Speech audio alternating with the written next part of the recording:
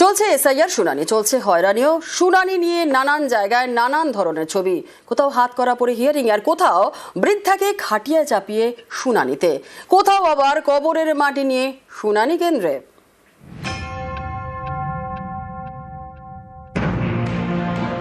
হাতকড়া পরে এসআইআর শুনানিতে উত্তর ২৪ পরগনার দেগঙ্গার বাসিন্দা শামীম হাসান। পরিবারের দাবি, তারা জানতেন শামীম ভিন রাজ্যে কাজ করেন।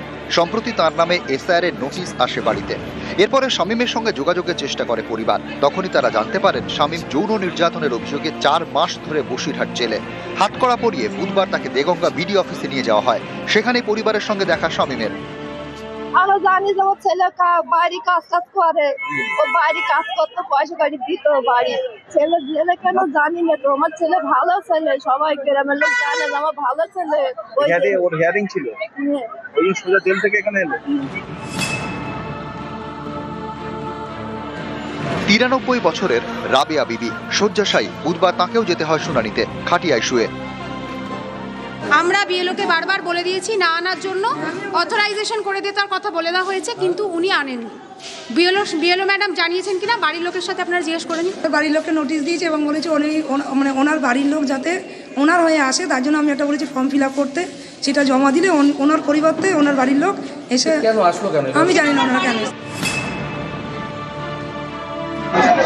এই ব্যাগে আমার ঠাকুর দাদার কবরের মাটি ওনারা ডিআই টেস্ট করে দেখে নিক যে আমরা এখানকারের প্রকৃত বাসিন্দার কিনা। বাবার বাবা ঠাকুর দাদার কাগজ।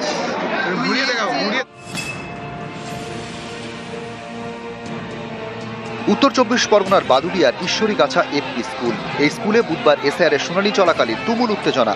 স্থানীয়দের দাবি, এসআইআর এর শুনানি রিসিভ কপিতে প্রথমে সই করছেন এবং স্ট্যাম্প মারছেন এই ইয়ারও। তারপরে সেটা কেটে দিয়ে সেখানে খাদ্য দপ্তরের স্ট্যাম্প দিচ্ছেন ফুড অ্যান্ড সাপ্লাই বাদুড়িয়া বিভাগের অফিসার রবীন্দ্রনাথ বিশ্বাস। এ নিয়ে বিক্ষোভ দেখান অনেকে। এর জেরে অনেকক্ষণ বন্ধ থাকে শুনানি।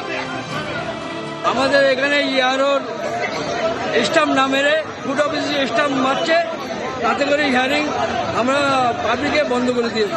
এখানে ইয়ারোর স্ট্যাম্প কেটে দিয়ে ফুড অফিসে স্ট্যাম্প মারছে। আপনারা কি চাইছেন? আমরা যাচ্ছি ইয়ারোর স্ট্যাম্প মারো।